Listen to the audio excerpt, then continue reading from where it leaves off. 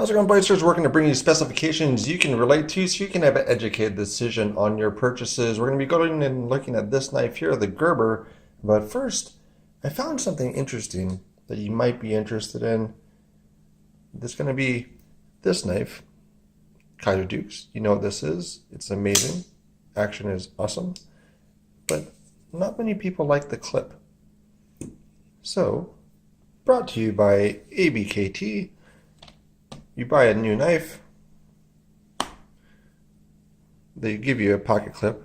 Right hand, that's right hand. This is the left hand clip, and it fits. No modifications or anything. Deep carry pocket clip. I made that satin, so you can do that to that, make it match. See what you think. Let me know in the comments down below as far as if that's an amazing thing. On Instagram, it seems like people like it, love it. Deep carry pocket clip for your Kaiser Dukes. But we're going to be looking at this one here. There's a Gerber. This is one that I've been looking at for some time. I like the design of it. It's gotten really mixed reviews as far as, I guess, most Gerbers, which is sad because I do like some of their designs. It's Fiskars is the parent company of Gerber. So you get the little card here in it. So it reminds me of all the garden trimmers and everything else. But this is the one that I really like as far as the style goes. It's a pretty chunky knife. It's fairly heavy, so it goes about 4.12 ounces for it. And it has aluminum scales on both sides, deep carry pocket clip, and it does have phosphorus bronze. And then this one is fairly nice now. So it wasn't like this before, and that's where I have issue with Gerber, is the consistency of their quality. So if Gerber and Fiskars can get things really locked down for their QC, I would pay more for their knives. So that's some of the things that I would see for that, because just between the two, I bought one, and then it came in. So this is what it looks like on the inside. So I bought one of them, and then all around here, and there's like little divots and chips and everything else around the edge of these aluminum scales. So I wasn't satisfied with that. So I requested that a replacement come. So I got this one. So there's a few different things that happen. So the first one had a lot of chips and divots and like little dings and dents. And then the action was better, and then the other one had a really huge chip or ding on it at the base, but it wasn't all around the whole thing. So I kept these scales, even with that big ding on the end of it, because it wasn't all around the edging. And then I kept the innards of the other one. So this is really a frame lock knife that has scales on it. So kind of how the gent is, this is kind of the similar thing for that. But on this one, it had a really late lockup, and this one had a good lockup. So overall, I went and built out of two knives, one knife that I'm very satisfied with. But that took a little bit more effort than I would like. And again, I would pay a little bit more if the process or the knife came how this one is now, because even for the lock bar tension was very hard when I first got it in. Right now it's extremely smooth. It has those bronze washers which will get smoother over time, but it's really nice. So what I have to do, so when I had it open like this, I basically took a screwdriver and I put it inside the scale, the liner or the frame lock, and I went and bent it out a little bit to relieve some of the tension on it. I can't do it with this one because it's just the lockup's too late on it, and then even the way it locks to the blade isn't great. So this one is going to be going back through Amazon, and this one is the one I'm going to keep for that. So it's a lot of things that I just talked about on that, and if you're still with me, fantastic. Consider subscribing to the channel if you do like the content. We're going to be going over a few different things here.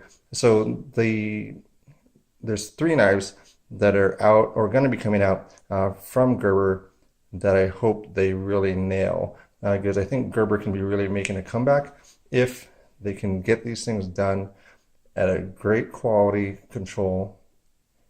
So each one of the knives going out to each person is how they want it. So the jute box is one of them. Really a cool design. It does have a little liner lock to it, so it's kind of the friction folder with a liner lock. Not great for some places. And then the straight lace, which is going to be the one that is the slip joint. And then we have the quadrant. So the quadrant is basically like this, but it just has kind of the inlay for it. So they may have taken some of the design aspects from this knife here and then developed the quadrant off of that. I'm not sure about that, but that's kind of my guess for it. This one comes with 17 CR17 MOV, so that's basically about 440A. That I believe is correct on that. Correct me if I am incorrect in relation to that. But that's going to be what that is here. And the comparison side for this knife, we're going to look at a few different ones here. We do have the large pilar. So how that kind of fits in there. Then we have the Rat 2 and the squid. Then we have a new addition, which is the bug out. So I like the bug out, just the FRN scales are a little bit too slick. So I'll probably not eventually change that out with some G10 scales for this knife here. So again, for the sizing, we'll look at that for adult women's hand, and then we'll look at the other side is going to be the adult male hand. It is going to be an upward fashion for that, so you can actually lay your hand down and actually see where it's going to be fitting for you in your palm. This one is going to be, again, the weight-wise, it's going to be 4.12. If you do take out the two outer scales, so this 4.12, this is 3.3. So you could actually run it like this and then just remove the screws and just use the knife like this if you want to. But that's going to be the weight difference just for those scales. They do have I think a nylon one that's going to drop it down a little bit, but I don't like the style of it. I do like the aluminum quite a bit better for this one here. So this one, as far as opening wise, you can still do a thumb flick on it, and then also more of the roll. Not really a finger flick or middle finger, because you can't really get that in there very well.